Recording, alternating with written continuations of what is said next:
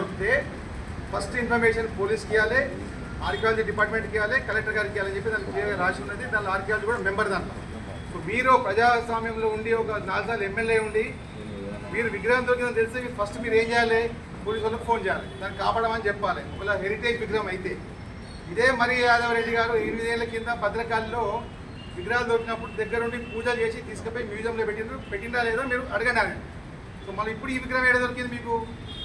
మీరు హెరిటేజ్ విగ్రహం అన్నారు కదా, దొరికితే భద్రకాళి దొరకాలి కదా, లేకపోతే ఇక్కడ దొరుకుతున్నారు కదా. ఇక్కడ దొరుకుతుందంటే ఇది నేను 2023, 2025 ఇక్కడ మట్టి ఏమైనా ఉందా, ఏదైనా డీసిల్టింగ్ చేసినామా? కానీ రాళ్ళు కొట్టున్నాయి. ఇక్కడ విగ్రహం ఏంటో దొరుకుతుంది రాళ్ళల్లో. సరే ఓకే, విగ్రహమే దొరికింది అనుకో, మళ్ళీ నువ్వు 10 ఏళ్ళు ఎమ్మెల్యే ఉన్నావు కదా. సరే మా ప్రభుత్వం మొన్న వచ్చింది, మా ప్రభుత్వం మీద చాలా మాటలు మాట్లాడుతున్నాను, ఇంట్లో చూపుతున్నాను, ఏ మేరబాని చేయలే. ఇక గుడ్డిమాల అడ్డి దెబ్బలు ఎవరు గెలవాలి. ఇక్కడ ప్రజలను గెలిపిస్తే గెలిచిండ్రు, గుర్తుపెట్టుకోవాలి. నువ్వు చేసిన అక్రమాలకు నిన్ను ఓడగొట్టింది. ఇక్కడ ప్రజావాణి ప్రోగ్రామ్ పెడితే ఒకరోజు మొత్తం నీకు సరిపోతుంది. నువ్వు చేసిన భూకబ్జాలు, మీ టీఆర్ఎస్ చేసిన భూకబ్జాలు, అది కూడా తెలిసి వస్తుంది ప్రోగ్రామ్. సో ఈ ఫోటో మీకు ఇస్తా, మీరు గూగుల్లో సెర్చ్ చేసుకోండి. మీరు చేసినవి కావు, శాటిలైట్ ఇమేజెస్ ఇవి. మరి దీంట్లో ఎక్కడ చూపించండి, ఎక్కడ ఉందేమో. టీవీ ఛానల్ ఉంది కదా అని చెప్పి పిచ్చి పిచ్చిగా మాట్లాడి సోషల్ మీడియా గలీజ్ మాటలు తింటే 4 రీళ్లు వైరల్ అయితే పాపులారిటీ వస్తుంది అనుకోకు. నువ్వు ప్రజలు గమనిస్తున్నారు. ఇక్కడ నేను ప్రజలు కూడా చెప్తున్నా, మీరు జాగ్రత్తగా ఉండండి. ఎక్కడ ఓపెన్ ల్యాండ్ ఉంటే ఇట్లాంటి విగ్రహాలు ఇంకా 20 ఉన్నాయంట, అన్ని తెచ్చి మీ దాంట్లో పెట్టి అన్ని గుడ్లు మొదలు పెడతాం. మేము కూడా భక్తులమే.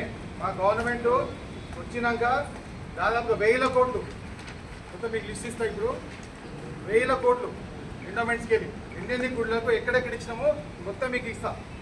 దీని మీద చర్చ కూడా సిద్ధం. మేము భద్రకాళి మాడవీధిలోకి ఇచ్చి 30 కోట్లు మేము ఎస్డిఎఫ్కి వెళ్ళి. నువ్వేం చేసినావు? నువ్వు భద్రకాళి అమ్మని నమ్ముతావు కదా, నేను కూడా గుడికి వస్తా, నువ్వు కూడా రా, ఈ విగ్రహం అక్కడ దొరికిందని చెప్పి ఇద్దరం ప్రమాణం చేద్దాం.